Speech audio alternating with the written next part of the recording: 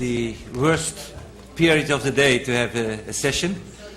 So all the brave colleagues present here are to congratulate.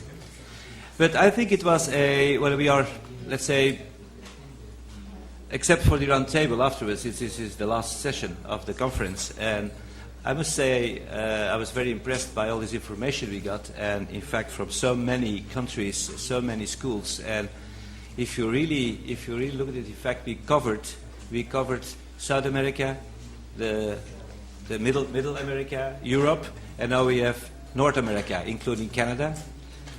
So it's pretty serious, and I think we should give credit to Konstantin Spiridonidis for that. It's a collective, but in fact you took the initiative a long time ago, and I think we should give you the credit for making this all possible. And of course, with the help of everybody and the friends. But anyway, so I suppose the next move is to Asia, or? Okay, anyway, so in this afternoon session we will have only one speaker, Kim Tanzer. Because there were also Michael Monti was announced, but I have to apologize to him because he is ill, so he couldn't come.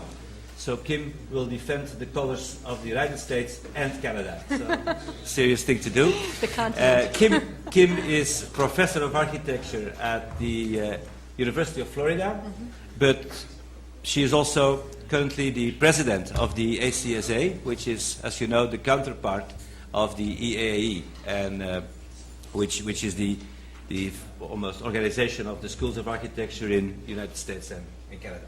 So she will give us a state of the art how the situation of the schools, also related to competences, is in Northern America. In a discussion we had, or a conversation we had in preparation of this meeting, I had the privilege to be a visiting professor at the Carnegie Mellon University School of Architecture over the last year. And it gave me the opportunity to have a look at the American system. And Kim said, well, why not give a little 5-minute introduction, and then I will take over and go into details. So that's what I will do. So very briefly, my observations of the United States. The path to becoming an architect in the United States is, characterized by the 3 E's. You have education, you need experience, and you need a professional examination. So the education is approved by an accredited degree. Experience you do in internship period, and then you have to do before you can register a professional exam. And I listed below the several institutions, and I'm sorry. Close. Okay. Sorry. Okay. Thank you. I'm not a pop star, you see. I'm not used to microphones. No, not too late. Never. It's never too late, especially not for that. Anyway, so I listed there the several institutions who are in fact dealing with those several levels. And I'm sure you all are familiar with those. A very interesting thing is that there are several roads, as far as I know, and Kim will correct me, but she says it's absolutely true. There are several roads to become, to get a degree, an accredited degree, architectural degree. In fact, there are 3 options. There may be some little differences in between, but option 1 is 5-year Bachelor of Architecture. Option 2 is 4 years Bachelor of Arts or Bachelor of Science in Architecture plus a 2-year Master of Architecture. The Master is accredited. And then option 3 is in fact a 4-year Bachelor of any type. And then you add a 3-year plus 3-year Master of Architecture. So it's a bit of a, for Europeans at least, it's a bit of a funny way of 3 paths, which at first glance they are different. And of course we know the context, which you have the private, public, and there is a huge difference in tuition as well. the intern development program, and I think Kim will go there, so I don't go into details, but it's about getting credits a number of hours. Then the internship development program, I think Kim will do that as well. Architecture registration exam, 7 exam sections you have to do, and they are listed there. And in fact, you have to show your competence in those 7 sections. It's on the basis of multiple choice and graphics, and you have to pay for each exam $170. A typical knowledge stream in the curricula in the States, there are five you say streams, or modules you can call it, which go throughout the several years. So one is design, of course. The other is building science. You have history and theory, media and representation, and professional practice. And then you have university electives. The other remarkable thing is that the program to get accredited must have 40% of free choice, non-architectural topics. So that's for us Europeans a strange thing, I think. So it means that if you have a 5-year program, 40% is 2 years which are devoted to non-architectural subjects. And those are the professional degree programs with competence, and that's, I think, I give now the floor to Kim, who will sort of go into more detail about it. Kim? Okay. So how do I stop this? Escape.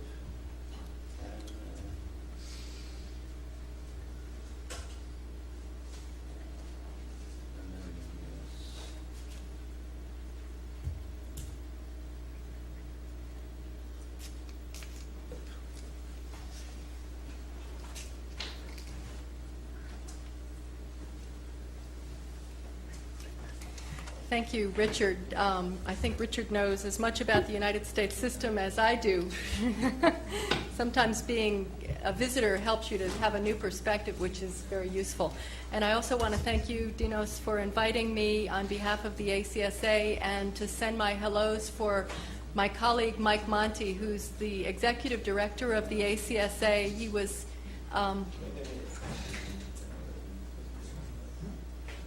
what am I? Closer? Yeah, you have room to speak in the mic. I made the same mistake. Okay. So my colleague Mike Monti was unable to be here at the last minute. He's here in spirit and through this PowerPoint presentation, which he sends to you, and I hope I'll be able to do justice to his presentation. I'm going to speak about a few subjects that might be of interest to you all.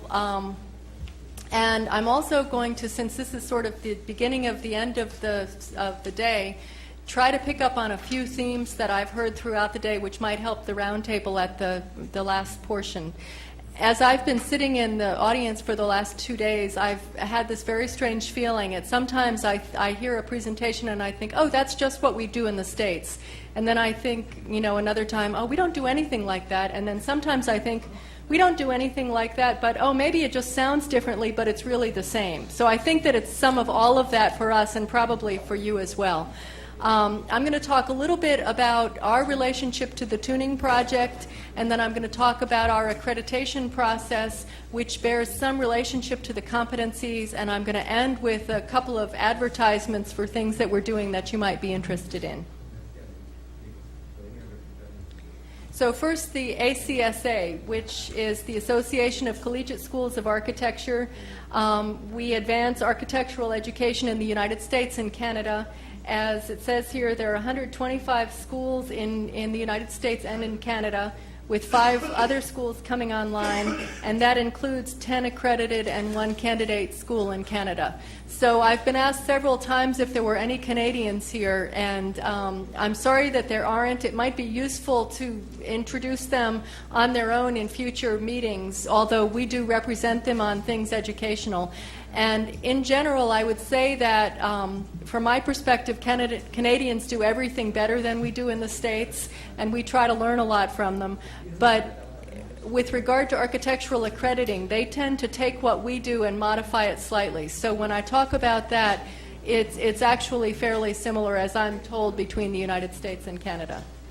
We also, as you can see here, have 100 affiliate schools and also some professional colleges and pre-professional colleges, junior colleges we call them.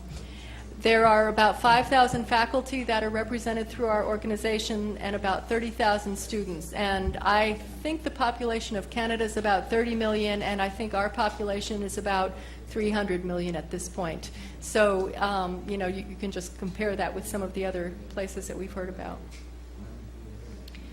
As Richard said, our schools offer a variety of degrees, and that has in part to do with the history of architectural education in the United States and in part with the context of our schools as they exist today. So many of us offer four-year undergraduate pre-professional degrees.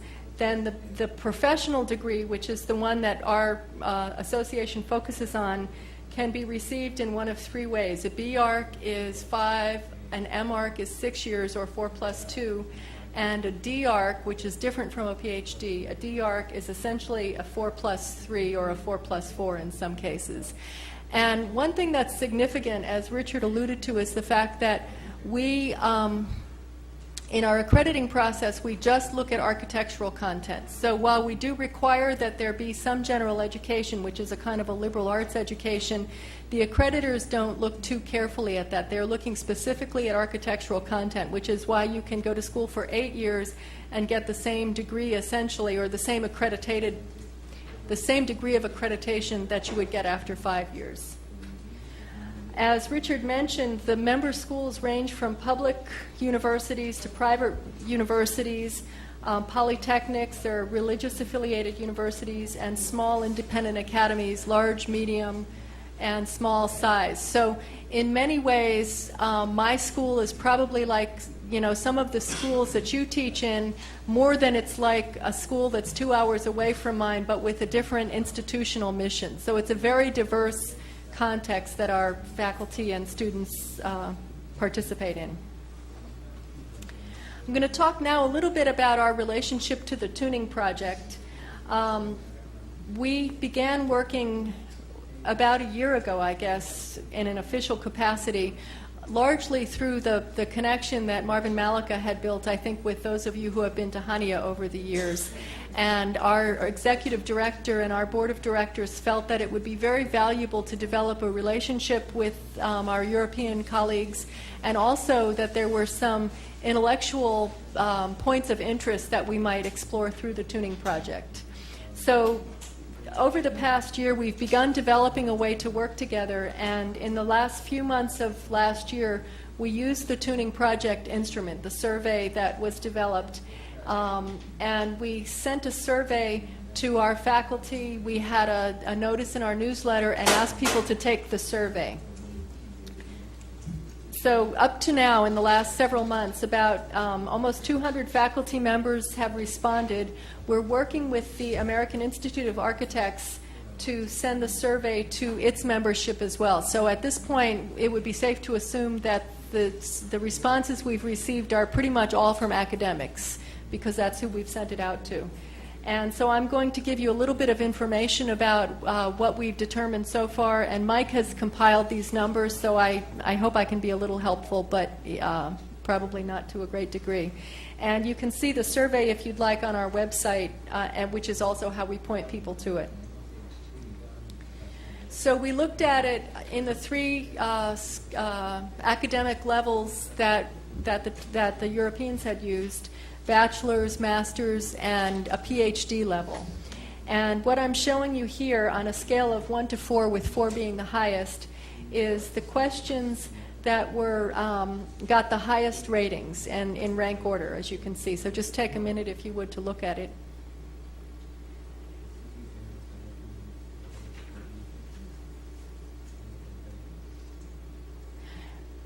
And in summary, what you can see is that even at the bachelor level, most of our colleagues feel that the most important competencies are those that relate to being lifelong learners and critical thinkers, more so than the specifics of working in an office.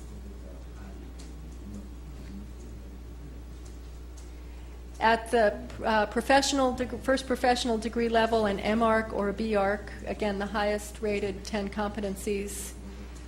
And you see some of the same competencies showing up again.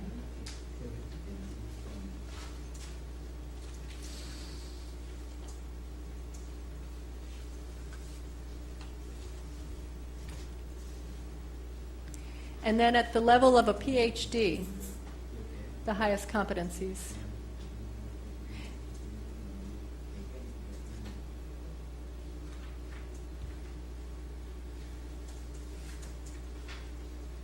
I'm sure you're all pleased that we think it's important that we should be able to write in our own language.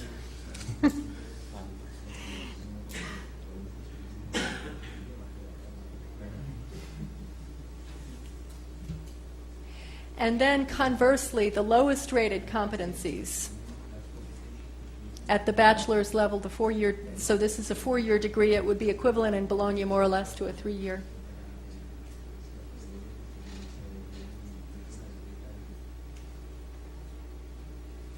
And I want to point something out, and this is one of the threads that we may discuss later in relation to competencies and what our profession hopes to find of interest in future accrediting.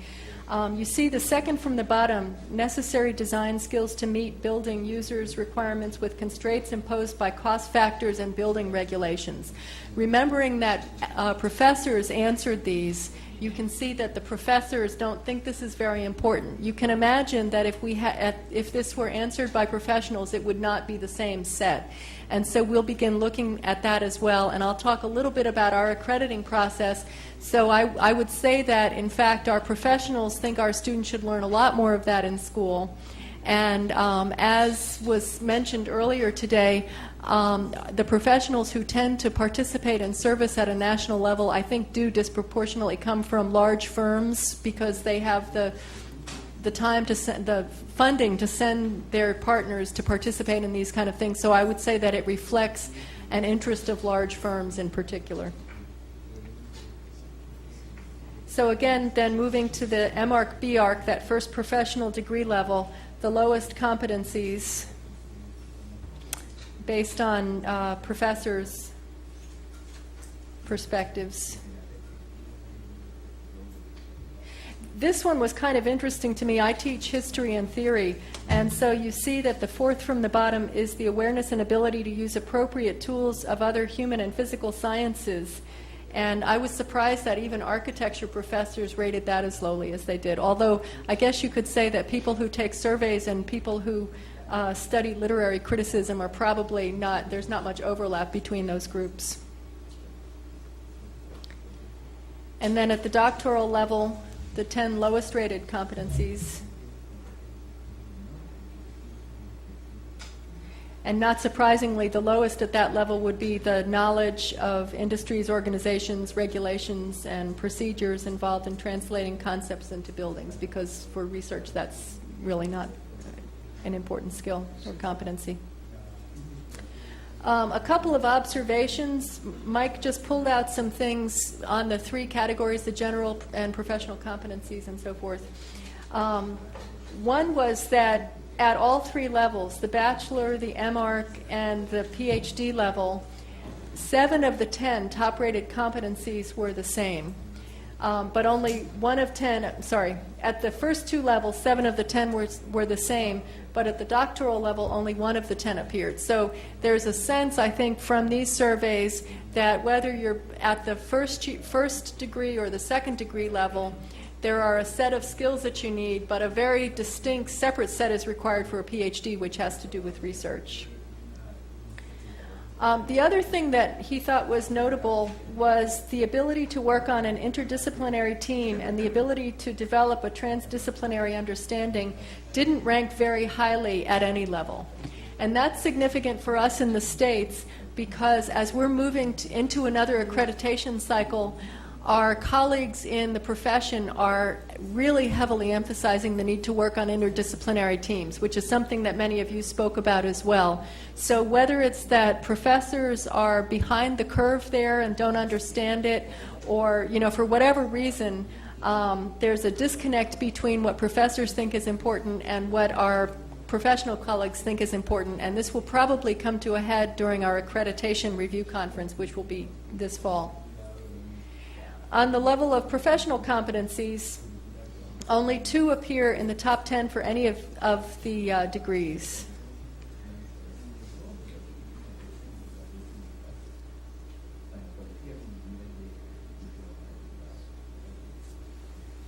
And then among the research competencies, those appeared throughout the top 10 consistently. So perhaps it's not surprising that academics would think that the quality of engaged scholarship is important, but that seems to be what we want to be teaching and encouraging our students to learn, whether they are or not.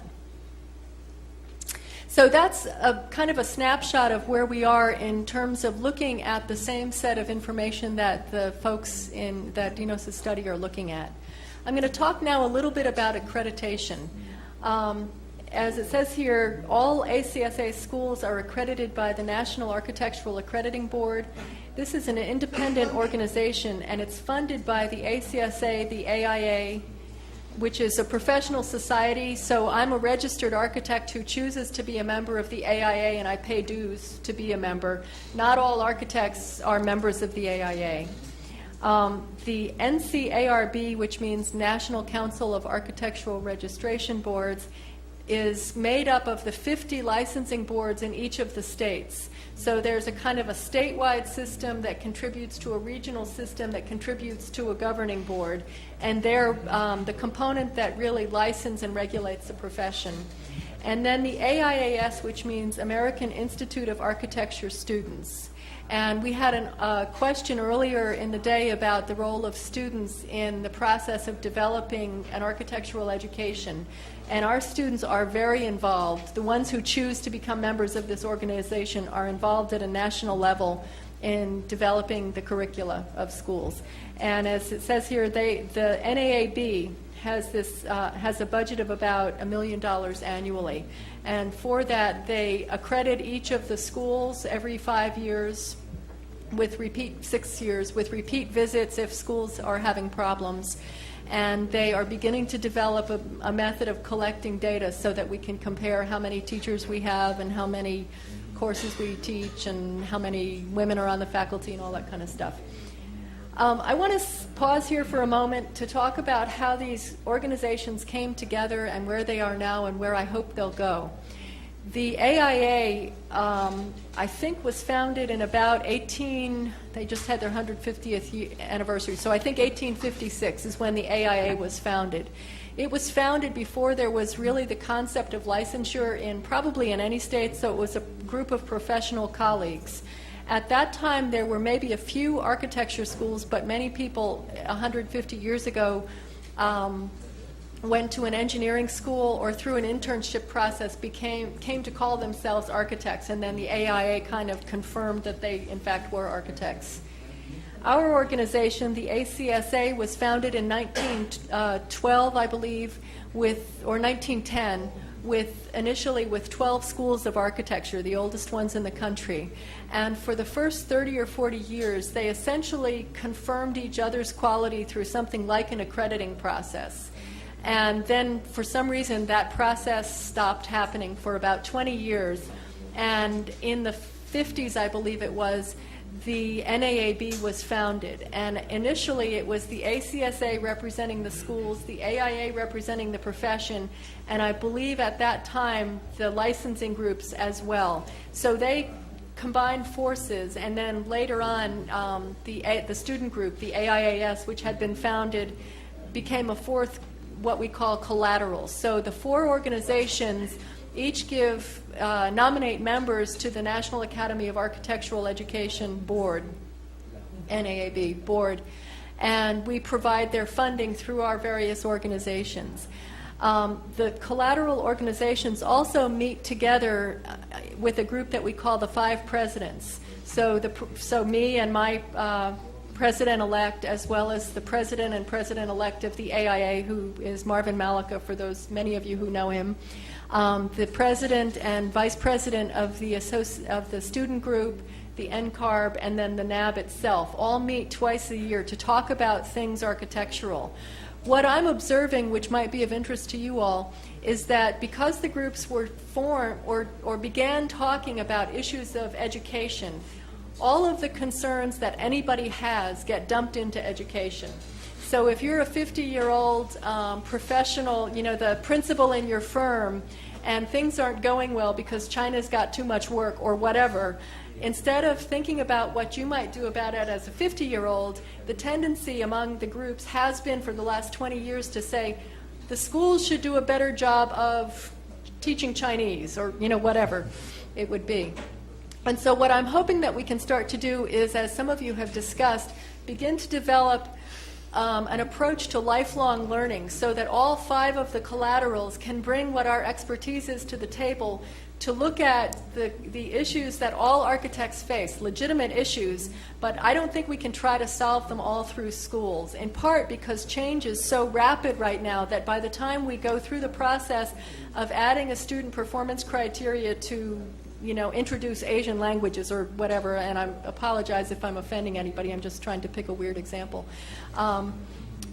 You know, by the time you get to that point, suddenly that language is no longer important, but something else is. I mean, we all know this, but folks who are regulators who have a practice in Montana may not know it, and this is their time to try to fix what they think is wrong so that their practice will be more effective. So this is one of the dynamics that we think about in our accrediting process all the time, and this has been going on since I was a student many years ago. As it says here, in 2008 in October, we are going to review and revise our accrediting standards. This is a process that happens every 6 years where the 5 collateral groups come together, look at how we're doing and see what we can do better, both to adjust to new issues in the world and as well as just things that in general need to be fixed with education from their perspective. And for the last year, we've been having conversations, we've been on committees, students and I have worked together on position papers, regulators and professionals and students have worked together on papers, so we've been building a very comprehensive, and some would say chaotic, conversation about all of these issues. Richard mentioned the student performance criteria. I would say that to some degree these are like competencies in that they're based on what the students demonstrably can do rather than what the teachers teach. So if we pick any of them, like number 18 is structural systems, it may be that many of our schools have a course in structures. I suspect that most do. However, if an individual school wanted to teach structures through design studios, completely through design studios, that would be fine, as long as at the end, every 6 years, when people come to visit your school, you can show that your students have learned structures. So, to use a cooking analogy, I would say this is the list of ingredients that every school has to use, but this is not the recipe. And that allows us to have the diversity from school to school within our institutional contexts so that we have very, very diverse programs. We have, for instance, some of our schools are in large metropolitan areas and they have a strong emphasis on urbanism. One of the schools that's done a lot of very interesting work the last 10 years is in a rural place in Alabama. It's called Auburn University, and they've developed a very interesting design build program where they build very interesting houses and public structures for people in poverty-stricken areas of Alabama. That's something you couldn't do in New York City for lots of reasons. In fact, the person who founded it said it wouldn't have worked if they had building codes in those places, because it would just be too difficult. So when we think about these competencies, I see a relationship between these and competencies. Others may, this is one of those things, I don't know if the language is the same or not. But what I would say is that this just asks that we consider all these things, but it doesn't ask that we consider how to think of them.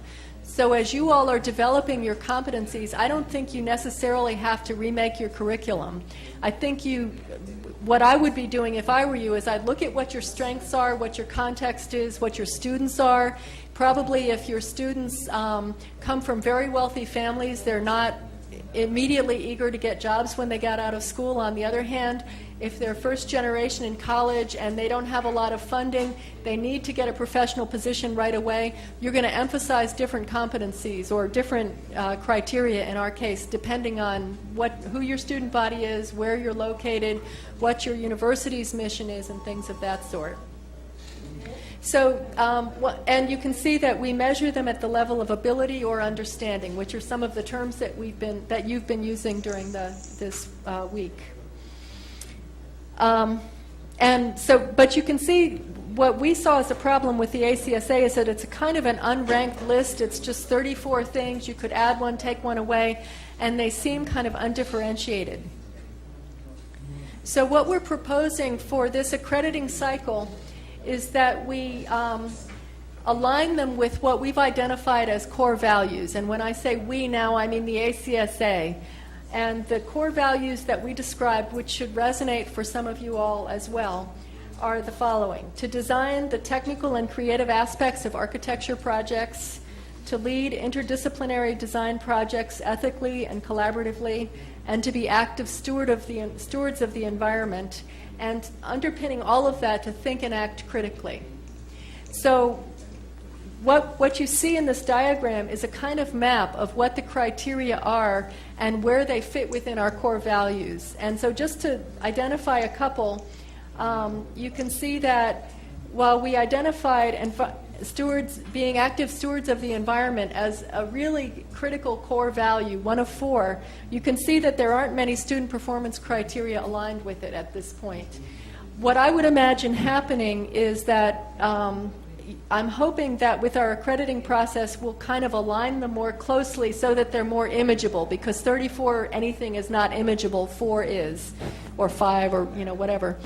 But then we might also take a serious look at where we're placing all of our emphasis and where we're not. And I hope myself that we'll especially look at the environmental stewardship question.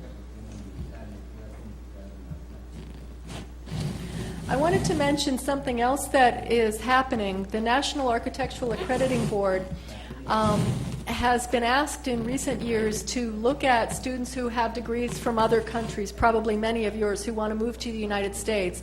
And so they have, in time, looked at what we call substantial equivalency. Does this degree match that degree? So can you then go to get registered in the United States?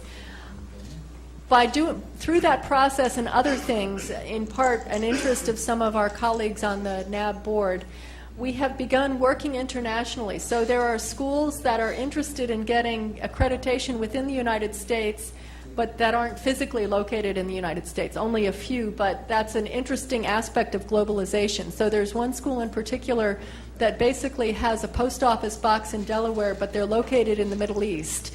And they joined the ACSA, so unless you go to visit their school, you wouldn't know that they're not within the continental United States.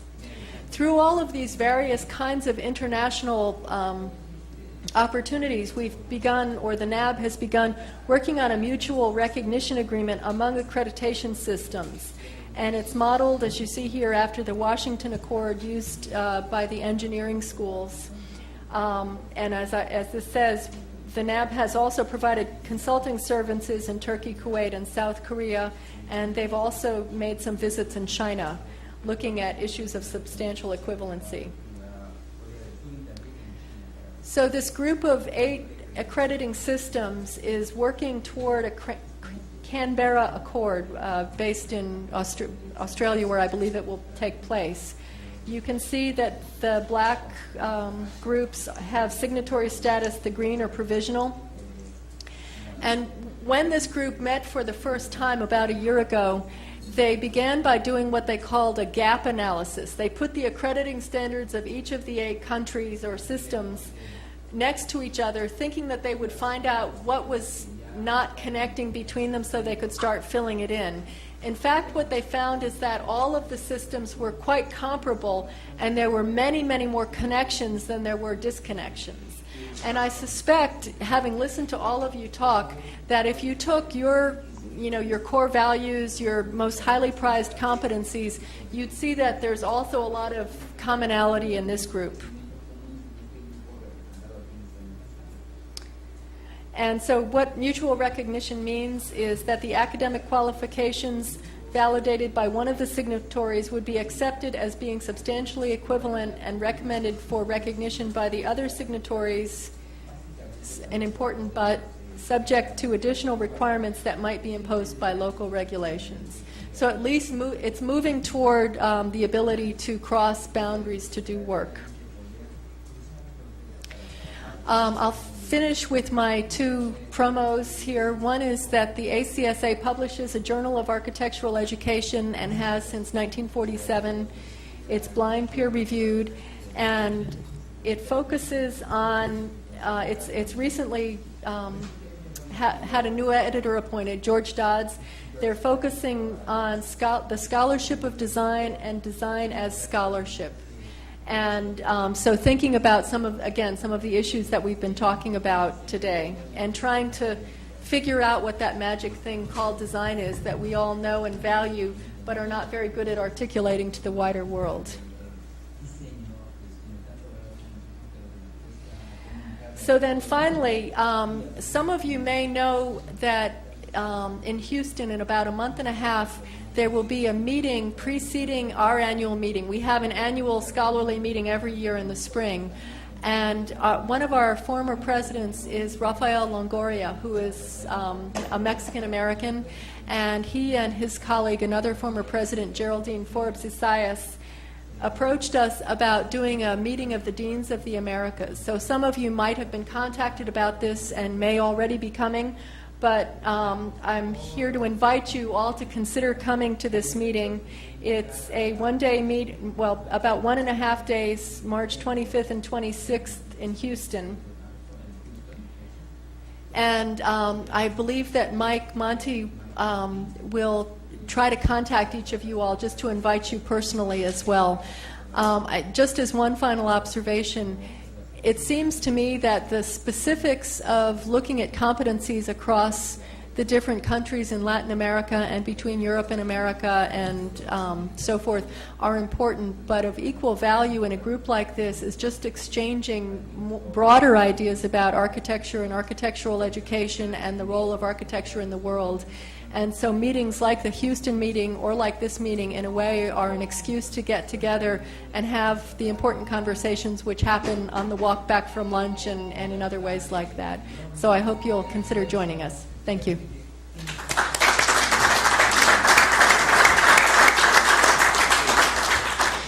Thank you very much, Kim. And I should apologize for not having introduced my co-chair. It's not under Lea Bruscato Portella, as it's announced, but it's Maria del Pilar Barba Buscaglia. So I apologize for not having introduced her, but she will take over now for the discussion.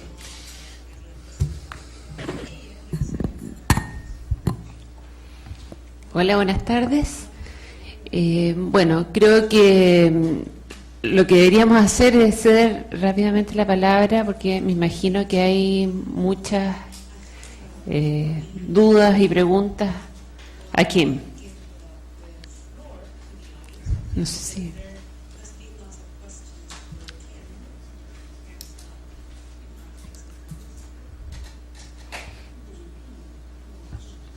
Nadie. Sí, adelante.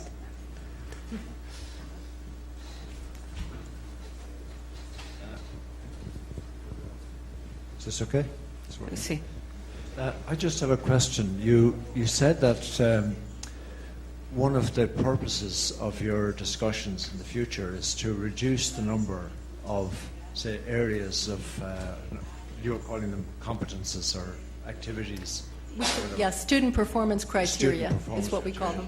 Yeah. I was wondering, because there are already ones that have had international exposure to the UAA or the Architects Directive, is there any kind of discussion about somehow trying to align these things? Or is that kind of, well, that's totally out of the question. So. Well, I think that the group that's working on the Canberra Accord had that idea, that was what the gap analysis was, to see what the different criteria were for in different countries. And so I think there is an intention to align them.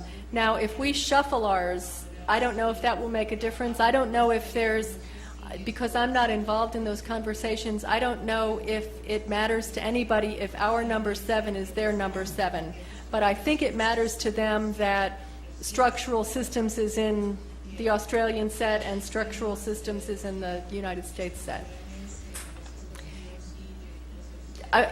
Go ahead. Did you have a follow-up question? I see another question here.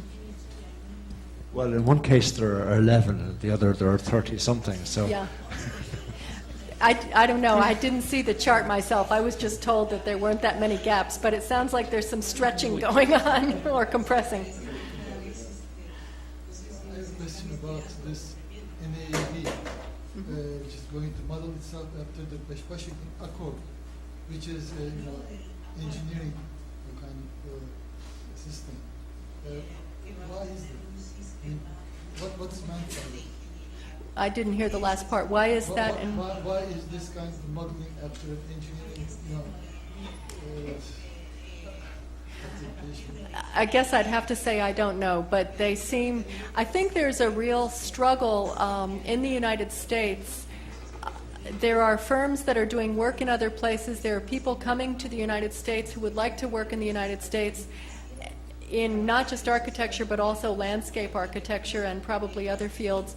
And I think there's a concern about quality, having some kind of demonstrable level of quality. And so I think that from that perspective, they began looking at either certifying individual degrees as being equivalent, or if it's possible to just say anyone who comes from China who has an accredited degree can practice in the United States, or vice versa, has obvious economic impacts for both countries. As to whether there would be a better system like medicine that has international accords, I don't know the answer to that. And I don't know I don't know if they chose engineering because it was the best model or they just were familiar with it.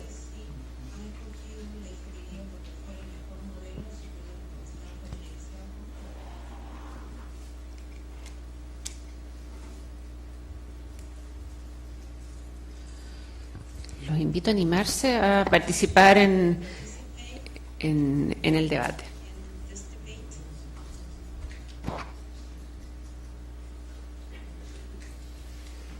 It's all perfectly clear, right? Oh, there's a... Bien.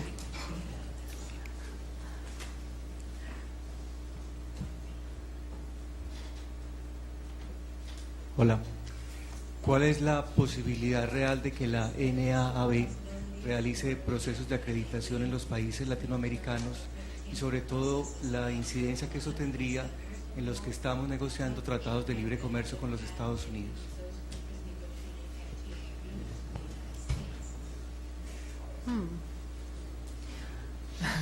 I don't know. I don't know the answer to that. At this point, it's a small organization, and the schools that they are accrediting in other places, there are very few of them, first of all. And those schools, as I said, have a post office box somewhere in the United States. It's a kind of a loophole to make them seem like they're American. So I think there would have to be some kind of a logistical phase change in order to more widely accredit schools in Latin America. And in terms of what you all are doing, frankly, one of the things that concerns some of us is I think because the NAAB has a fairly well-evolved system, which happened over a 60-year period now, it has some appealing features to perhaps to other countries. On the other hand, I have the concern, speaking now as an individual, not for my organization, I have the concern that it could seem to impose standards of the United States in other places. And I think we all are trying to be sensitive about living in a post-colonial world.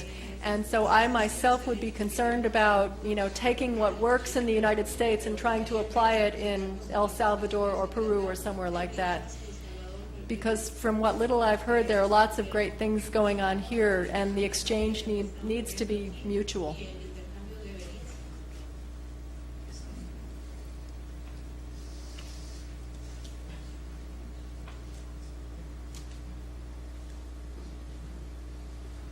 But if you're interested in contacting the NAAB and asking that question, I could give you a name.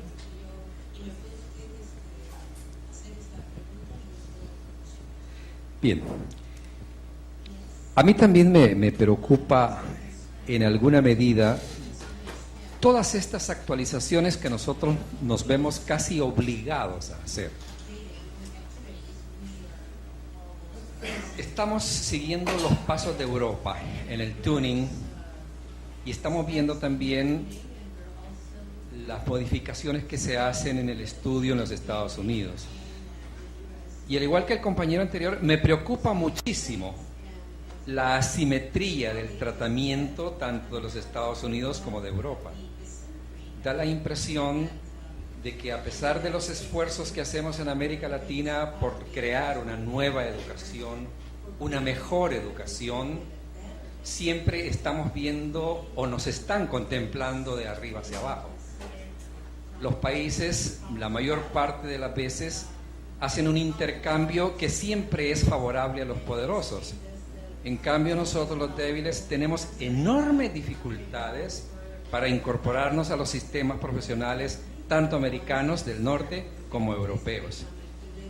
¿Puede esta situación que se está dando ahorita, esta actualización de los programas, esta redefinición de nuestros programas de estudios, la calidad de los mismos, llevarnos a un tratamiento más justo, más simétrico, más balanceado por parte de ustedes?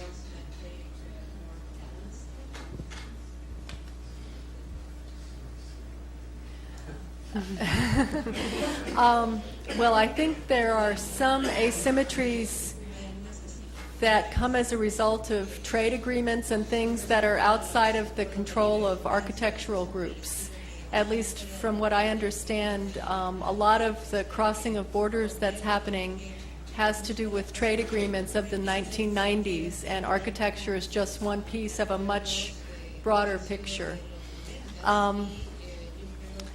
In terms of an equality of treatment, I guess I'm not sure how to make it equal except to say, how do we get together and do those things? You know, because I've traveled a bit in South America, and there are great advantages to many of the places that I've seen here. And so I think that, you know, you're suggesting that the accrediting standards that we have are setting a pace that perhaps you don't feel is equal with what's happening in Latin America. On the other hand, I would say that it's not necessarily leading to better architecture. And so part of it is how you tell your story. And, you know, the United States, for better and for worse, gets a lot more airtime than some other cultures and countries that are doing very significant work. And I don't know how to fix that problem, but I think it's partly a perception problem. I don't think it's a quality problem. If you have suggestions about how to, you know, redistribute power or whatever, let me know. I have cards.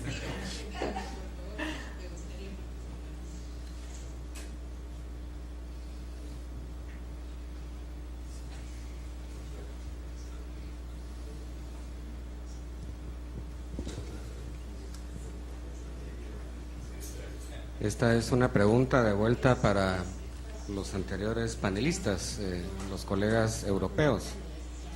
Mi inquietud es, sé que existe un plan de estudios, existe un pensum de estudios que ha sido estructurado y que es común para utilización en cualquiera de las universidades europeas, aparte de los que cada uno tiene en sus respectivas facultades o unidades académicas, donde están los 3 años del BH y 2 años para el máster.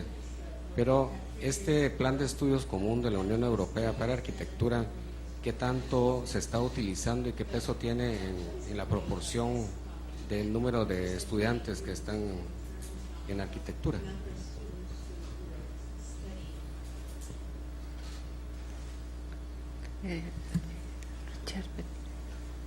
I suppose that you are asking me that good question. First of all, I think I should correct a bit the interpretation of the Bologna system, because it's always referred to as 3+2. In fact, that's not correct. That's not true. The Bologna Declaration says something different. The Bologna Declaration says that we have 3 cycles: bachelor, master, and doctorate, PhD. And then it put, let's say, minimum requirements in study weight to all those 3 levels. They say a bachelor should have a minimum of 180 ECTS. And then we come to ECTS system, and the ECTS systems as 1 point is a study load between 25 and 30 hours study load, which means contact hours and self-study.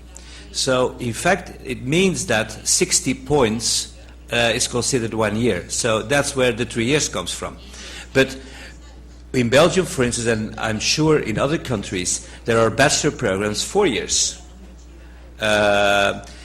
Similar with the master. The Bologna Declaration says that the master should have a minimum of 60 ECTS points. So in fact, that's only 1 year. So you can have a master program for 1 year. Where does the 3+2 comes from in the architecture education? Because first of all, a lot of schools in Europe have already a 5-year program, and most of the professional bodies in Europe require 5 years to get registered. And then we have the Kenya Declaration. Some years ago, I don't know exactly when it was, 5 years ago? 2002, we made the Kenya Declaration where we agreed, all the schools agreed there to say, well, to guarantee necessary quality of architecture education, it should have a minimum of 5 years. So, just to correct the interpretation, it's not 3+2 in the Bologna Declaration, but 3+2 is nowadays, let's say, the most common in architecture education. But nothing prevents schools to have a program 4+1. For instance, a 4-year bachelor, 1-year master. It's possible. It's absolutely conform the Bologna Declaration. So there is the Bologna system. I think is sometimes misunderstood as it is a very strict framework. It's not true. It's a framework which gives a lot of still a lot of freedom for interpretation and to fill it in. So I don't know if that's a good answer to your question, but it means that it's not in the way you put your question gives the impression that we sort of are in a kind of corset, you know, that we have to do certain things. Of course, the individual governments are also made an interpretation of the Bologna, and they have their own rules, their own decrees, and so on. So, depending on the country, Bologna is much stricter. The interpretation in certain countries is more strict than in other countries. So, in fact, you can say, and my colleagues from Europe should add or correct me if they think I'm not saying the things correctly, but in my it's still a long way to go. You know, the process is still underway, and I think you may have noticed also this morning before lunch when the several representatives of Europe have informed us about the system that there was a lot of difference as well. I discovered, for instance, that in Spain now they changed to those 5-year bachelors, which for me was an absolute discovery. I didn't know that you were changing that. So you see, there is a lot of movement. Process still on the move. I don't know, colleagues, if you want to add something to that.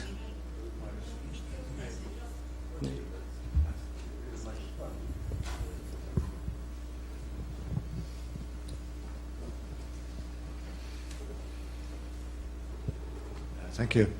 I think it's important to remember, too, that the primary purpose of the Bologna Agreement was to create what they call a single European educational area, and to provide, if you like, some instruments that would allow that to function so that students and staff could have mobility in Europe. And that's in a way, the fundamental requirement. The structures that have been put in place in terms of the bachelor, master's and doctoral levels are, as Richard described, they are kind of setting minimum standards and an enabling framework, and actually also, along with the credit transfer system, providing, if you like, tools that can allow these things to happen. The European Union has functioned for a long, long time on the basis that its primary purpose is to remove barriers. Barriers to communication, barriers to trade, barriers to other things. It's much less prescriptive about how these things should be done. It tries to move things that are impediments as they understand it. In some respects, I don't necessarily agree with everything that they do, but that's the primary motivation. So I think if you were listening to a discussion among European schools about how they align themselves within the Bologna framework, you would find a great deal of variation. And even in schools that comply, say, with a 3+2 pattern, would have a good deal of variation as to how they do that. In most cases, I think there is a real resistance in schools of architecture to there being a single template to which everybody must conform. The primary motivation is to have a means of exchange and to be able to develop diversity within that.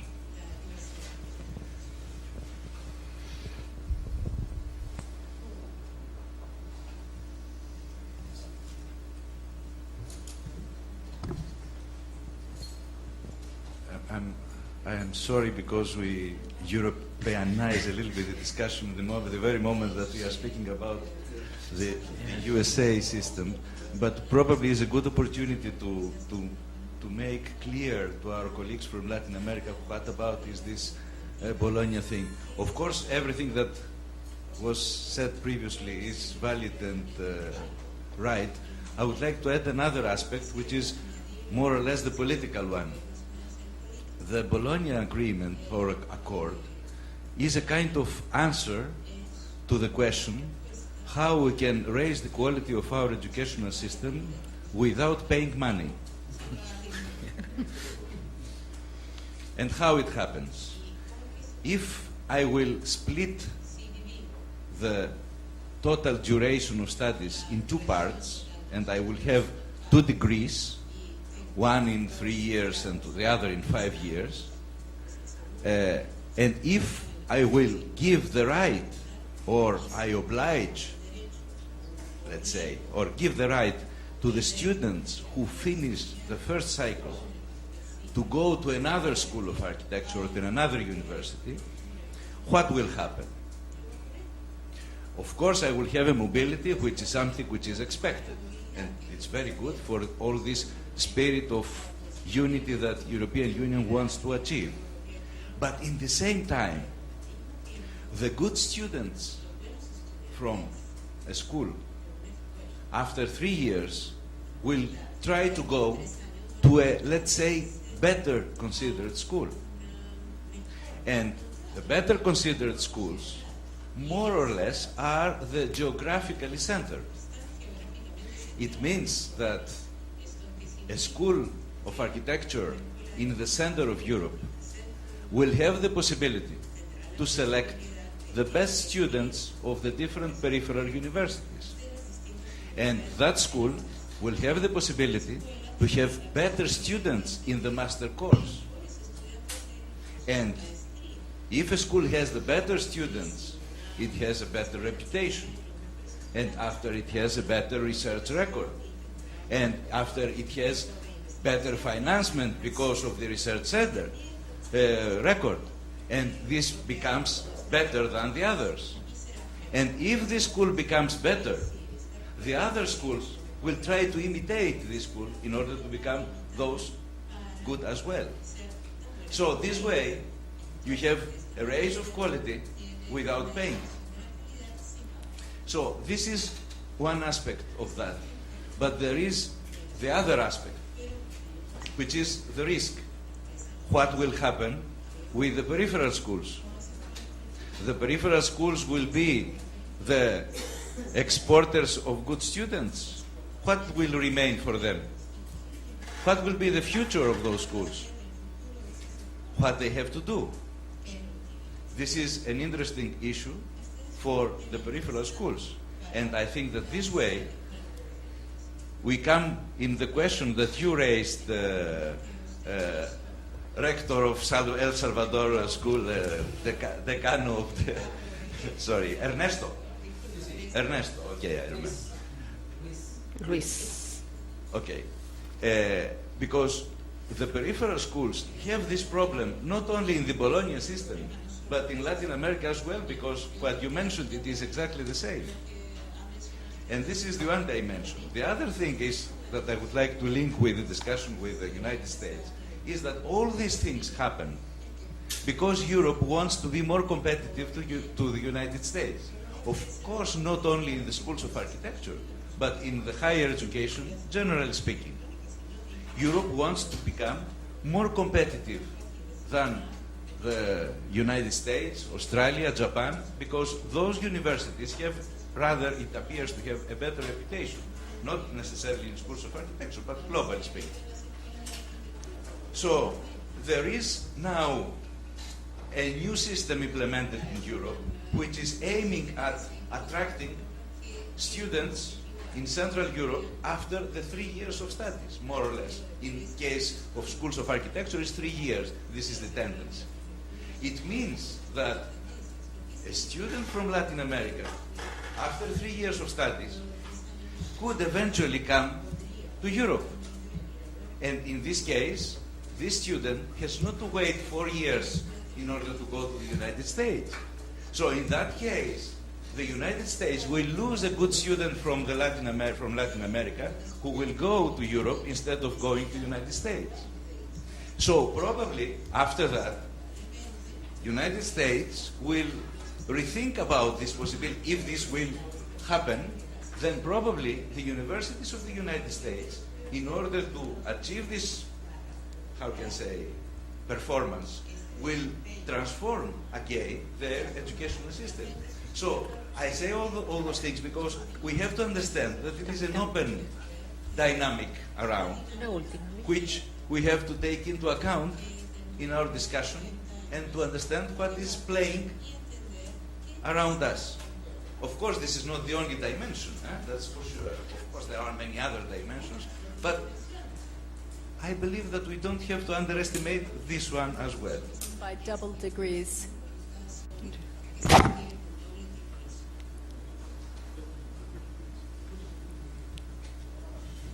Que un estudiante nuestro que termina los 3 años en el caso europeo o los 4 en el caso americano y vaya a su universidad a hacer el máster pueda tener el título de la universidad receptora y de la universidad de origen conjuntamente.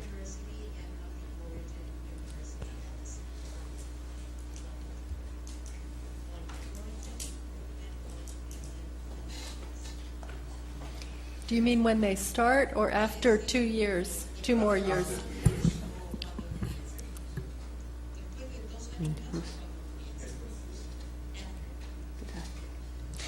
The only thing I can answer is the Belgian situation. According to Belgian law, let's say in Flanders, not because you have to be careful, in Flanders, the Flanders region allows the university to, let's say, give double degrees, but it's a bilateral agreement between 2 universities. So it has nothing to do with state or so. You know, 2 universities, your university and mine, for instance, should make an agreement on certain programs and under certain conditions. It's all to be negotiated. Every case will be particular, and then you can have a double degree. But that's the only thing I can answer to your question, as far as I know. I would say that, first of all, with regard to Europeans coming in with 3-year degrees, we've been directed to figure out how to work with students coming in after that 3 years. In other words, to assume that that's equivalent to our 4-year degree so that they could be accepted for graduate study in the United States, at least in public universities. And I would say that in general, the United States is very interested in developing international relationships of all sorts. And so we are at least in public universities, and I think in all universities that offer graduate education, very interested in having students come from other places, whether Latin America or Europe or Asia, to study as long as they're, they meet the standards of the school. So I think we probably have been doing that for quite a while, and I would see that we would want to do that even more. Because in a certain way, it's useful for our students to go other places, but in living in an international community, to have students from other places is a very good way for our students in my own school, for example, to learn how the rest of the world works without leaving home. In my sophomore design class this past fall, I had a student from the Philippines, one from Peru, one from China, one from Colombia, and then a bunch from South Florida. And it was a very rich environment for everybody, including me. Quisiera comentar en este aspecto que en nuestra universidad Politécnica de Cataluña existen varios acuerdos de doble titulación, pero son siempre, como decía antes, son siempre acuerdos particulares. Lo que sí hay en este momento es una calificación del doctorado. Llaman doctorado europeo aquel doctorado que ha pasado, o doctorando que ha pasado un tiempo en una universidad europea, que es un mínimo, no recuerdo, son 3 o 6 meses, y en otra universidad 6 meses, en otra universidad europea. Entonces el título de doctorado es doctorado igual, pero con doctorado europeo. O sea, hay esta calificación especial para el doctorado. Bueno, en el caso de Chile, por si sirviera como dato, nosotros tenemos acuerdos que también tienen carácter de bilaterales, en que existe doble titulación, por ejemplo, con la Universidad de Torino y de Milán, tanto la Universidad de Chile como la Universidad Católica. Y hay programas, pero son siempre convenios bilaterales. Bueno, estamos próximos a terminar. Si me permite, me gustaría preguntarle a Kim, entonces, ¿cuáles podrían ser estos motivos para innovaciones curriculares en Estados Unidos? Porque ciertamente en América Latina son urgentes, digamos. Tenemos un trabajo grande para hacer por delante, pero para nosotros es prioritario ponernos en el mundo, ser competitivos, tener las posibilidades de intercambio. Para Europa hay razones políticas también importantes. O sea, en la creación de la Unión Europea también está esta intención de reforzar los vínculos culturales y convertirse, o sea, mantener esta potestad intelectual y cultural. ¿Cuáles son entonces esas posibles razones para Estados Unidos para querer hacer el esfuerzo de cambios curriculares cuando además tienen instalado una tradición y una cultura de acreditación y de gestión de calidad tan antigua, que en el caso de Latinoamérica es absolutamente nueva? No sé si se entiende la pregunta, Kim. ¿Cuál es la necesidad que podrían tener ustedes? ¿Cuál es el interés en América Latina o en Europa?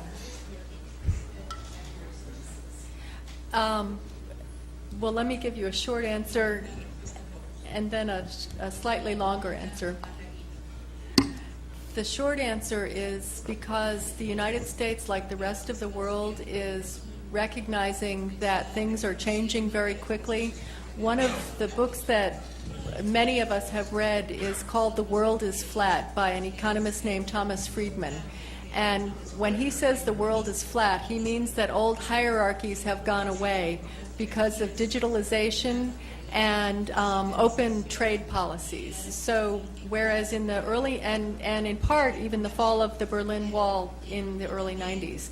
So 15 years ago, probably many people recognized that there were things called first world, second world, and third world countries, or that was a kind of a common parlance. What Friedman says is that those hierarchies are gone in every way. And so it's possible for 2 kids in Silicon Valley to make Google that becomes the world's largest company in 5 years. It's possible for China to absorb half of the steel production in the world.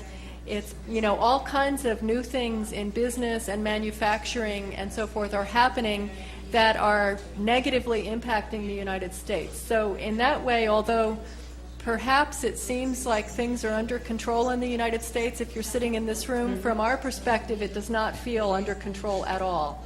And so we're scrambling equally with everybody else in what we think is a flat world, or many of us do. That's one answer.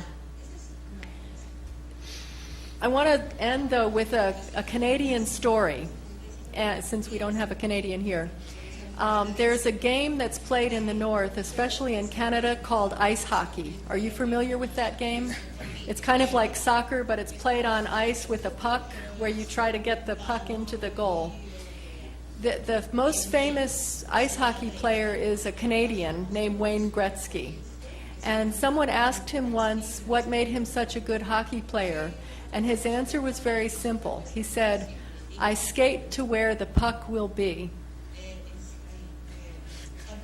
So he's not chasing after where it was. He's trying to get to where it's going, and he thinks he does it better than anybody else, and everybody agrees.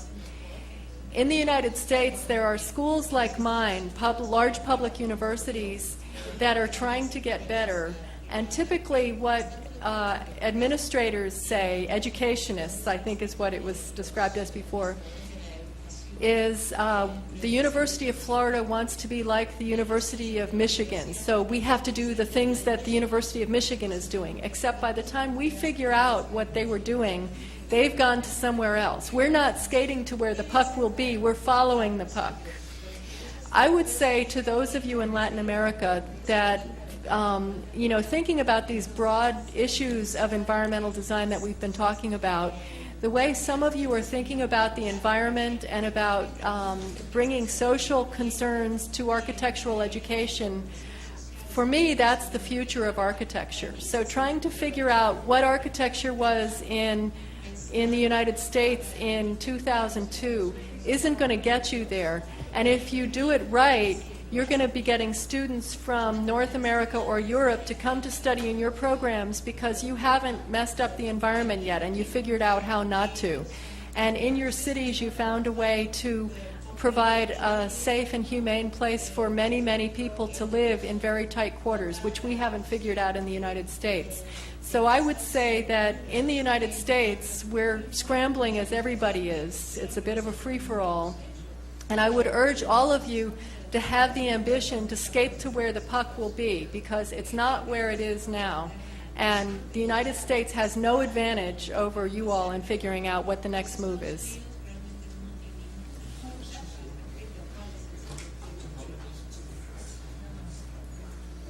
There's another question. Do we have time for more questions? Sí. Muchas gracias, Kim. Sí, una más. Yeah. ¿Les parece? La última. Una. Bueno, tengo yo. Sí. Where's the mic? Sí, Get por the favor. mic. Mi pregunta solo revela mi ignorancia, pero bueno, para un poco por eso estoy aquí. ¿Cuáles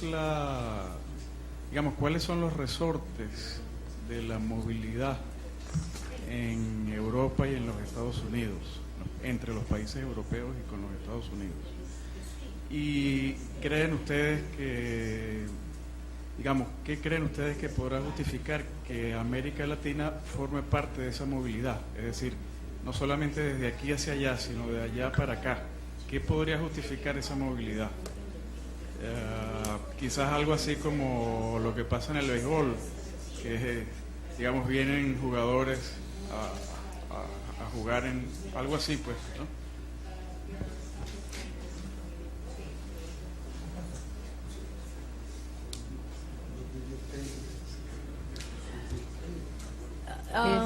I'm not sure what makes people move from the United States to Europe or vice versa. Confused myself.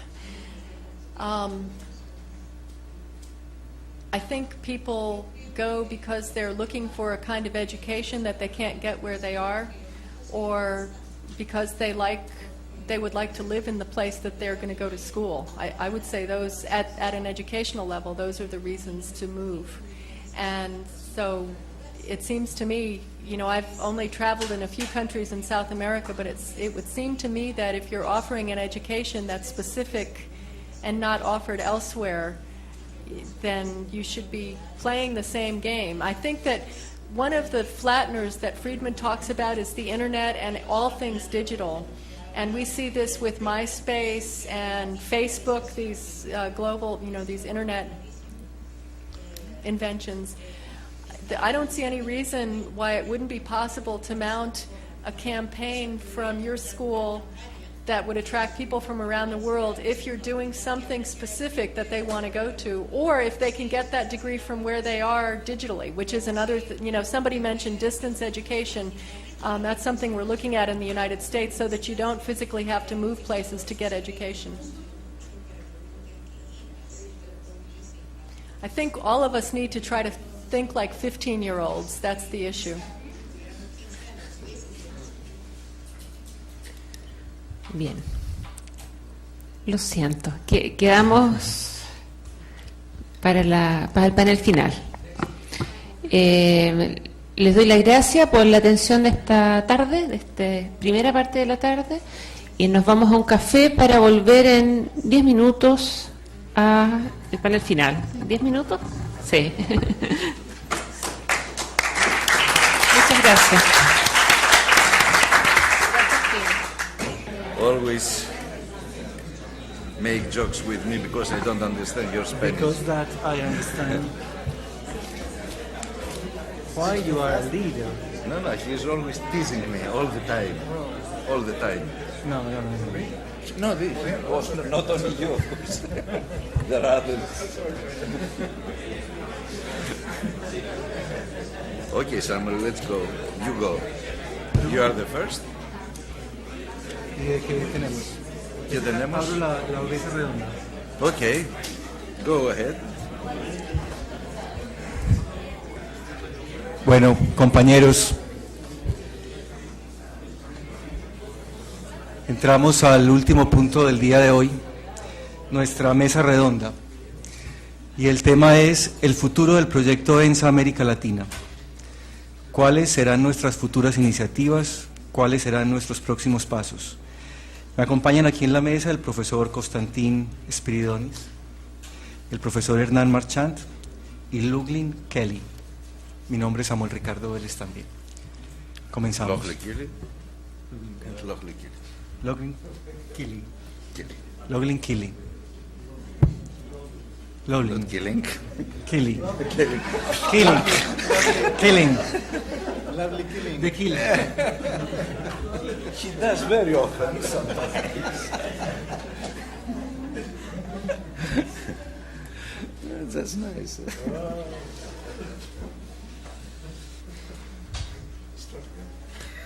And?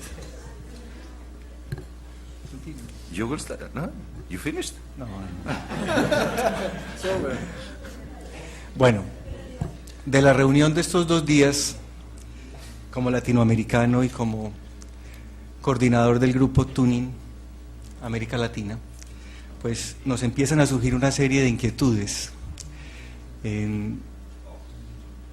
que obviamente van cerrando un poco el panorama, pero para lo cual sería la segunda parte que podemos seguir haciendo hacia adelante. Una primera es que sale de manifiesto que hay una necesidad de integración de unos aspectos curriculares y de unos aspectos académicos dentro del tema latinoamericano y dentro del contexto latinoamericano, que hemos logrado bastante gracias al proyecto Tuning inicialmente y también a través de las iniciativas de cada uno de nuestros países. Algunos gobiernos con mayor énfasis han retomado la metodología del proyecto y la han implementado casi como ordenanza gubernamental, y otros lo han dejado más al libre albedrío, respetando también las autonomías universitarias. Pero hoy ha salido un tema que es la parte económica de la necesidad de integración entre estas 3 regiones, América del Norte, Europa y América Latina. Y América Latina con un gran potencial de población, con una gran cantidad de estudiantes universitarios en unos primeros niveles, porque dentro de América Latina los programas de posgrado, de maestría y de doctorados no son abundantes, son pocos, en el tema de la arquitectura son bastante limitados, y entonces nos vemos en un momento dado como unos proveedores de estudiantes para los sistemas europeos y para los sistemas norteamericanos. ¿Cuáles serán los beneficios de esa situación en un marco globalizado y en un corto plazo para nuestros países, para nuestro sistema de educación? Constantín lo decía ahora, que había unas universidades en Europa que dentro de este proyecto de la unificación de la educación se verían afectadas las universidades periféricas cuando las universidades centrales tuvieran mayor prestigio y fueran enriqueciendo con los mejores estudiantes de las universidades periféricas sus capacidades, sus proyectos de investigación. Entonces esas universidades periféricas se irían quedando sin los mejores estudiantes, sin las mejores investigaciones. Si a ese contexto de las universidades periféricas le ponemos otra periferia más, donde estaría Latinoamérica, ¿cómo quedaría y cómo sería el futuro de nuestras instituciones, de nuestro sistema educativo dentro de ese marco globalizado? Es decir, estamos todavía más afuera de la periferia de Estados Unidos. Esa sería la primera parte de mi intervención.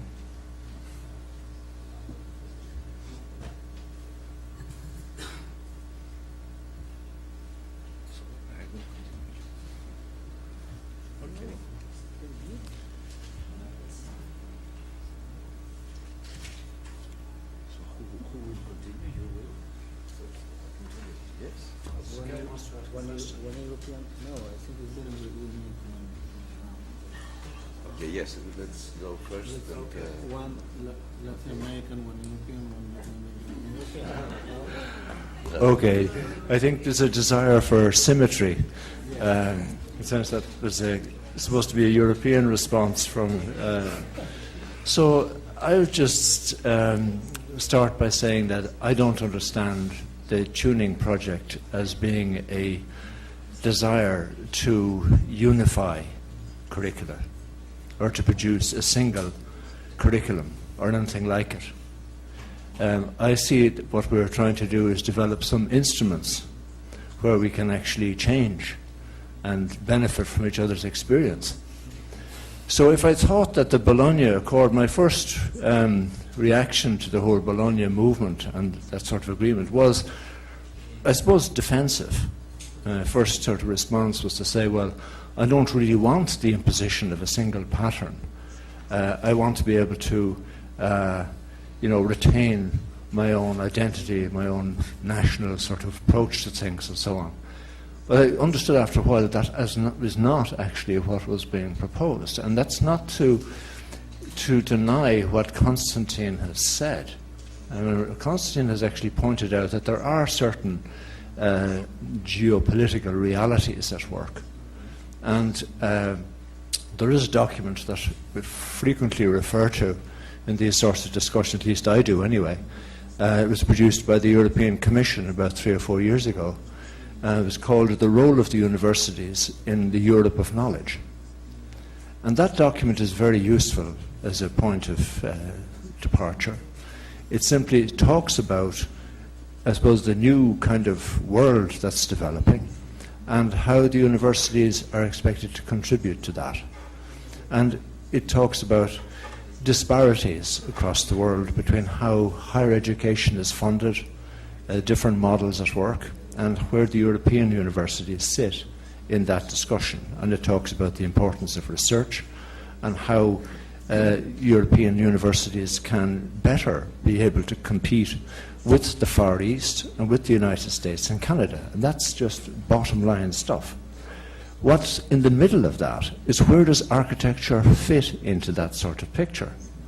And when I referred earlier this morning to challenges within institutions, the challenges of change within education institutions, most university schools of architecture in Europe have to contend with the changing priorities of their home institutions as they try to gear themselves up to a different kind of world than the one in which they developed. Those sorts of questions pose difficulties for architecture, Architecture is not one of those disciplines that has an established research tradition in the way that other disciplines has. And so there are pedagogic, organizational issues that are generated by that.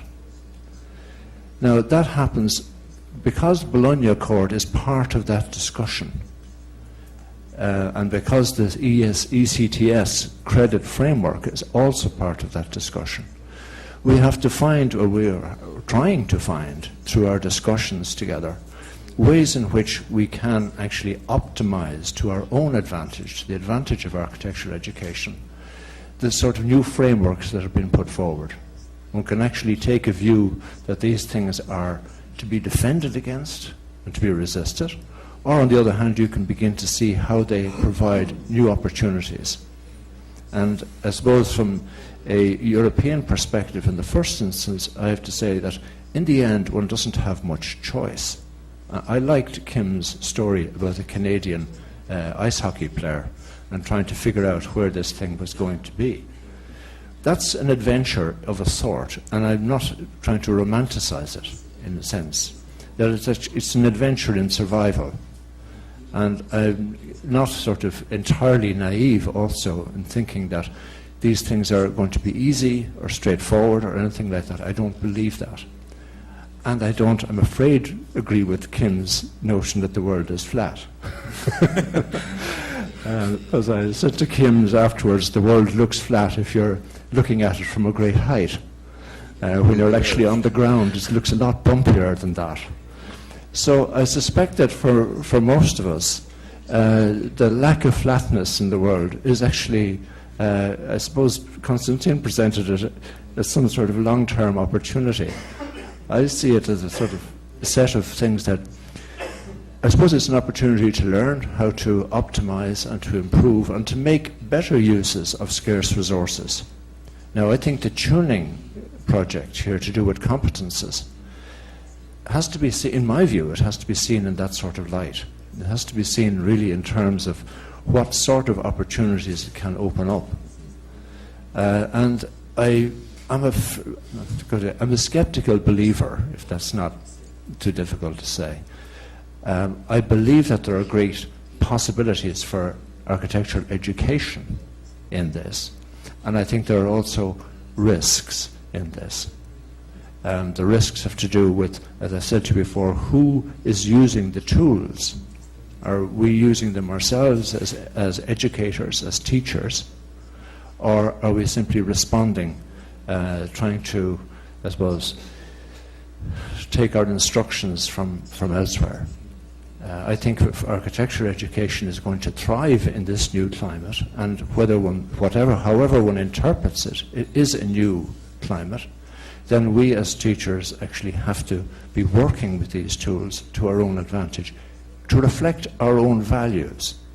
And I came back to it this morning, and I say it again.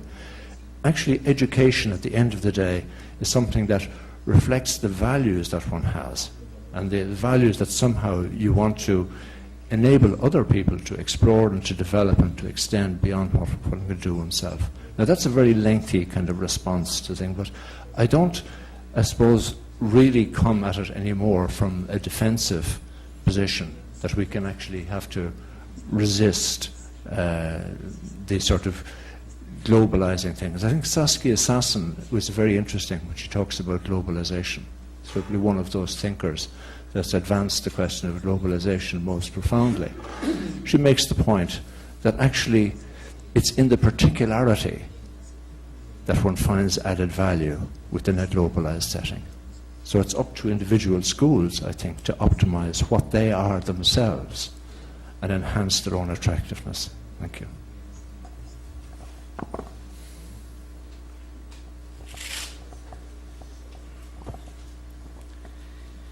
Tengo un problema. Quisiera poder plantear un pensamiento estructurado, pero en verdad debo reconocer que no lo tengo.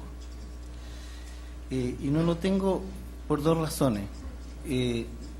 Me pasa a menudo, he ido a muchas reuniones en que se habla de competencia y me doy cuenta que mientras más sé, parece que menos sé y menos entiendo. Y por otro lado, la reunión de ahora nos ha mostrado un panorama tan diverso en cada continente, en Europa, en América Latina. Tal vez el único que se vio más unitario, porque es Kim sola que habla, es Estados Unidos. Entonces, lo que tengo son ideas sueltas. Pero no me parece mal tener ideas sueltas ahora, porque creo que a lo mejor es más apropiado las ideas sueltas y libres que ideas amarradas a una estructura que ni sé si es cierta. Y la primera reflexión que tengo es la siguiente. A mí me sorprende, yo trato cuando la racionalidad no me da, y en este minuto no me está dando, trato de proceder por el absurdo. Y hice una reflexión que puede ser irónica o absurda, y es la siguiente. Me llama la atención, teniendo una diversidad tan grande de escuelas, posturas, sistemas, puntos de partida, maneras de enseñar, etcétera, y que la producción arquitectónica, por otro lado, sea tan uniforme.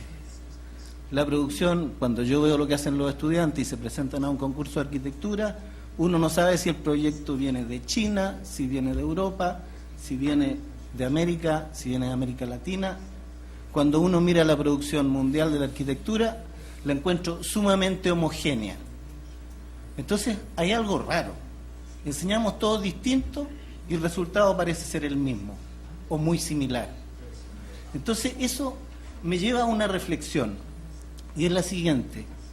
¿No será que tenemos que relativizar la capacidad que tenemos como profesores y como gente que educa en relación a lo que es realmente el proceso de formación? ¿No será que hay muchos otros factores que entran en juego y que van más allá de plantear un currículum, de plantear un sistema o un modelo pedagógico, o de plantear una visión de la arquitectura y la enseñanza? ¿No será que hay otros factores que son más contextuales, que funcionan y que pueden ser las leyes del mercado, que pueden ser lo que el aporte que igual los estudiantes reciben de los medios masivos de comunicación, que pueden ser la generación que tiene a lo mejor un espíritu, o qué sé yo? Pero la primera pregunta que yo de alguna manera me hago es cuál es el rol real que jugamos en un proceso de formación, cuando me doy cuenta que en el fondo lo que se produce pareciera no tener una correspondencia directa con lo que nosotros hacemos. A mí no me parece concebible que cuando los planteamientos que se han hecho aquí de distintas escuelas, en algunos casos se preocupan más de un problema de medio ambiente, en otro caso de problemas sociales, en otro caso de problemas de sustentabilidad, en otro caso, no sé, las diferencias han sido muchas. Y sin embargo, pareciera ser que la respuesta se hace de alguna manera análoga. Entonces, yo me digo, creo que hay de todas maneras tres elementos que están siempre en juego. Uno es todo lo que podemos establecer, definir como currículo, como programa, como sistema, ya sea por competencias u otro, y ese es un nivel. Un segundo nivel es el nivel del accionar del profesor, y ahí se habla de formación del profesor, la capacidad que tendrán o no de adaptarse a este sistema, las posibilidades que tiene un profesor de comunicar y transmitir, qué es lo que es enseñar, es la diferencia, Di nos planteaba la diferencia entre educar y enseñar. Y por otro lado, la respuesta del alumno, que en algún sentido está establecida, diría yo, por una capacidad de recepción. Y en esa capacidad de recepción, y cuando se habla de la recepción, hay un autor que es Joss, que habla de los horizontes de expectativa. El que recibe siempre tiene una expectativa de lo que va a recibir y recibe en función a lo que puede recibir y no a lo que el que emite realmente comunica. Y en ese diálogo hay una palabra que se comunica y hay otra cosa que se escucha y que realmente se elabora. Y en esos tres elementos yo creo que nosotros, me da la sensación que ahora estamos muy concentrados en la primera parte lo que es la formulación del currículum, lo que es la formulación del programa, lo que es la definición de las competencias, las distintas categorías, etcétera. Porque pensamos que la segunda parte, la formación de los profesores, tendría que venir probablemente después. Pero a mí siempre me ha pasado un fenómeno. Yo creo que todos hemos sido alguna vez invitados por otra escuela a corregir proyectos, evaluar proyectos, etcétera. Y pareciera ser que basta, sea cual sea la escuela, que te digan el proyecto es tal cosa, las condiciones son estas, lo que nosotros cobramos al estudiante es esto, y la comisión, sea de donde sea, termina por ponerse en un tácito acuerdo y somos capaces de enjuiciar un producto, casi todos más o menos de la misma manera. Entonces, yo creo que cuando uno habla de unidad, y por eso propuse el tema del producto, creo que si uno busca unidad, habría que pensar en que tendríamos que a lo mejor dar vuelta el problema y pasar al producto. Y no sé, de repente, en este mismo ámbito del absurdo, yo pensaba, si con programas distintos llegamos a un mismo producto, a lo mejor, como decías tú antes, y de ahí la palabra modelo, tomemos un solo modelo y a lo mejor tenemos productos distintos.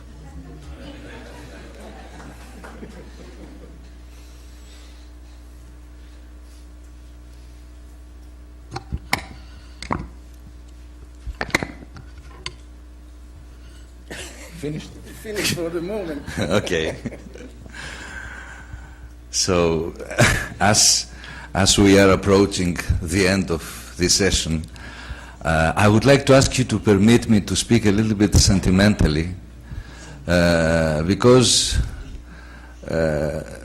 you know very well that when someone is preparing an application is a kind of dreaming something. And to write a project, to write a program is a kind of dreaming what will happen. So when the dream comes to the reality, there are always feelings. And I think that because of these feelings, I would like to ask you to permit me to be a little bit sentimental in this closing presentation or closing remarks.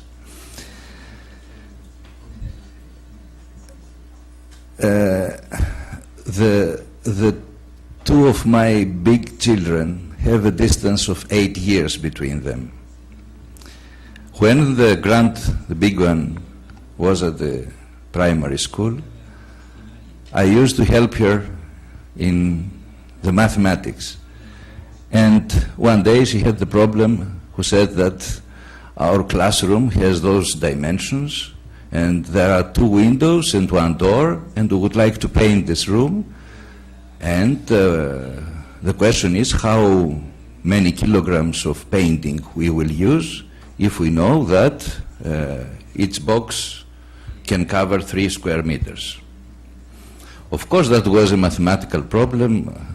I managed to solve it rather easily, and of course she got a very good mark. 8 years after, the same problem appears at home with the second child, and I try to apply the same method. But I recognized that since it was already a discussion at the school, she said that no, this is not the best way to solve the problem. And she started to explain me that the teacher congratulated 2 other students who proposed different steps.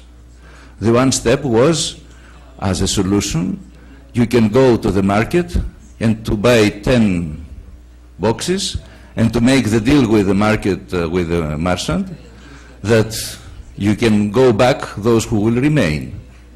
And that was appeared as a very good solution. And that was another one who said that you can buy 3 of them, paint to see how much does it cover, and after go again, and in the second time you will have exactly how many boxes you will need. That was my first experience of the difference from education based on problems to education based on projects. And it was my first experience with what, after some years, I could recognize as competencies-based education.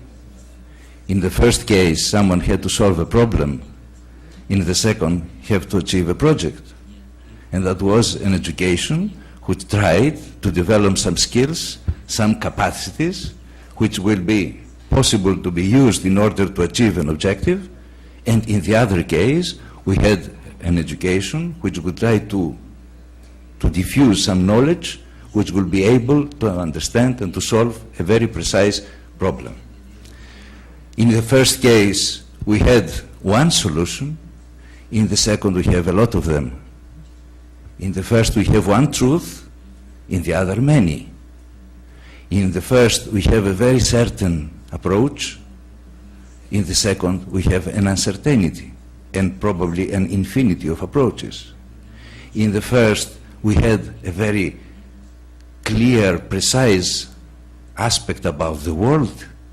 In the second, we have different views, different world conceptions.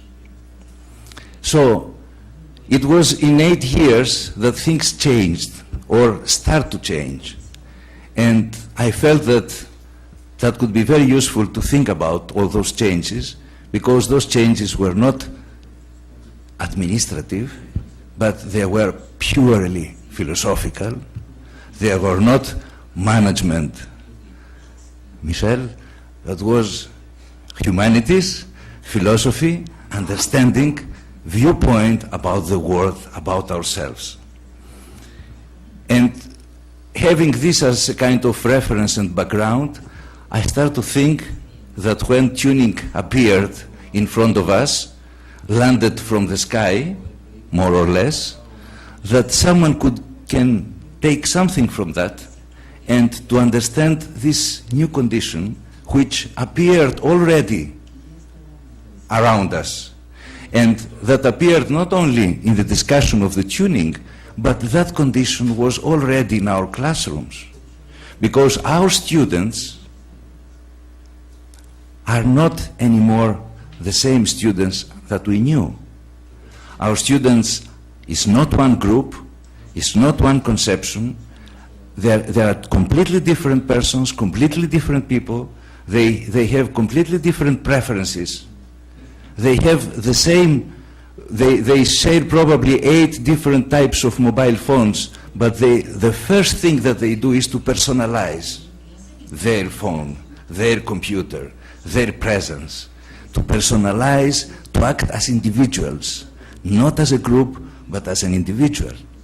And they expected, and they expect from us, an education which will respect this individual character of each one of those students. So the tuning landed and appeared as a management issue. And of course I agree with Michel that it was up to a point, and that continues to be, or risk to be, a management issue. But we have to explain why it happens, because the European policies are not coherent policies. They have something which is a character of additions.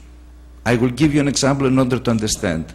The ACTS, for example. The ACTS is the result of European policy which appeared 10 years ago, before tuning. And that was a concept about the time that someone has to spend in order to be educated.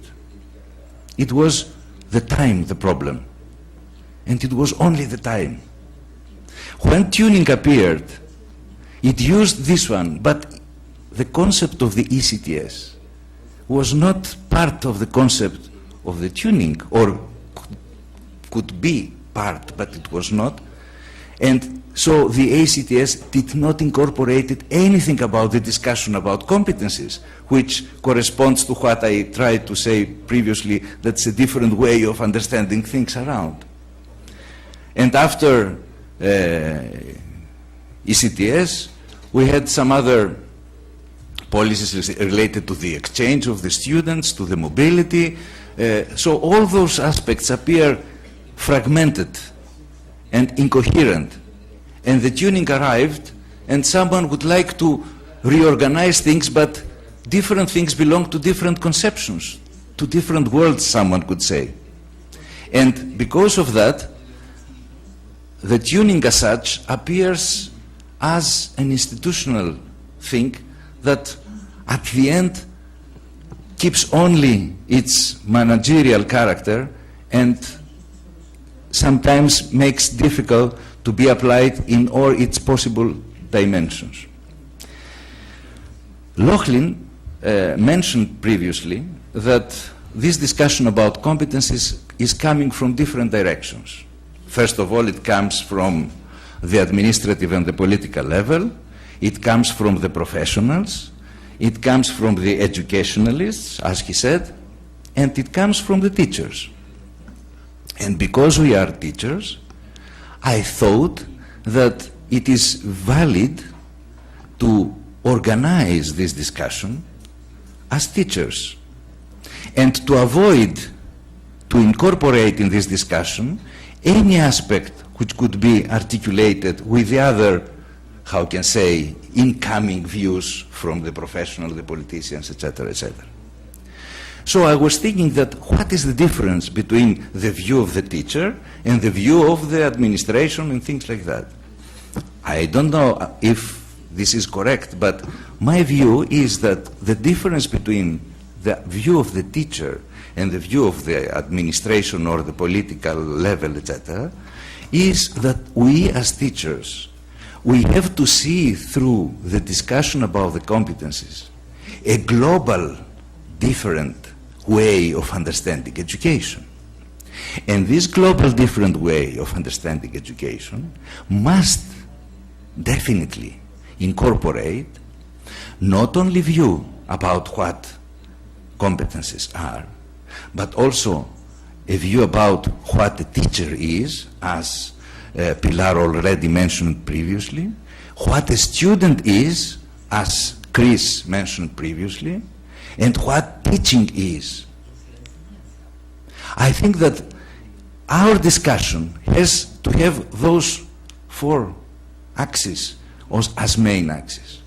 And if someone would like to make it more operational, we could reduce this in the two, which is the axis of the system of studies, where by definition are the students, the teachers, and the structure of the curriculum, and the second, which is the teaching axis, where by definition is the student, the teacher, and the content.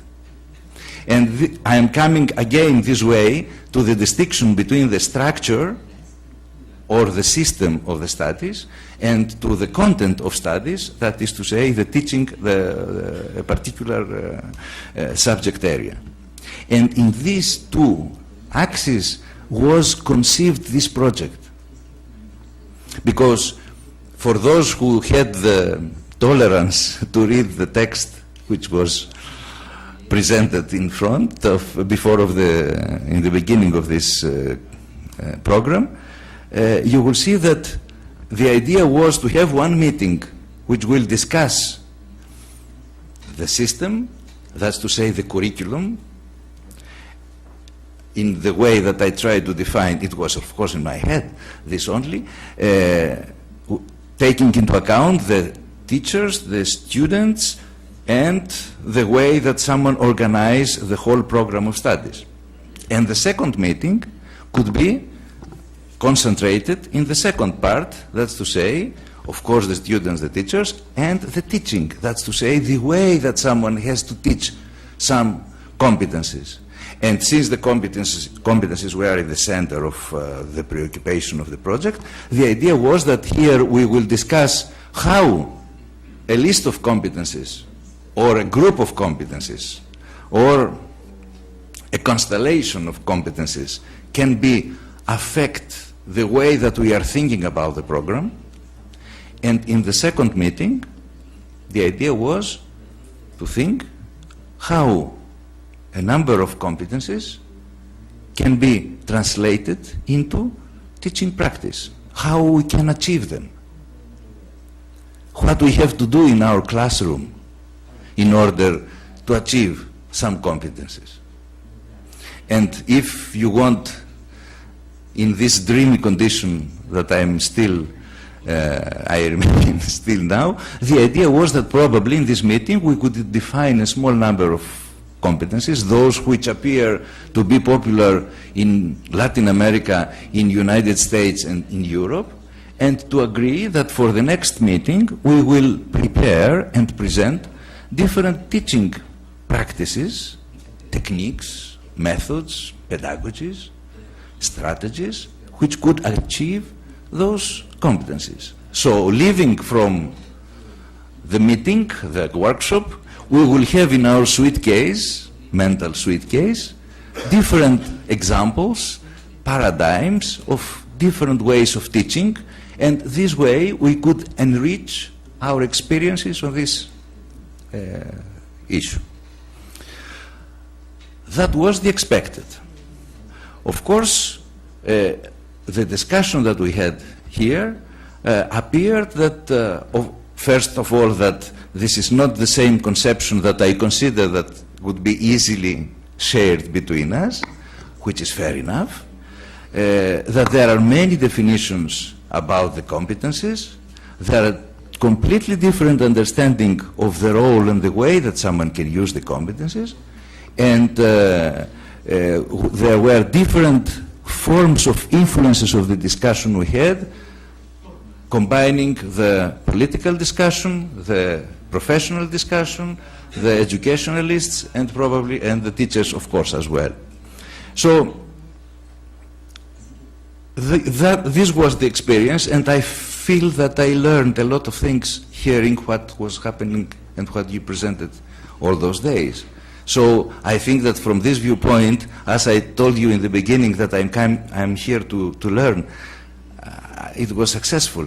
I learned a lot of things hearing different aspects about that, and of course making myself to rethink what I had in mind when I came in Lima.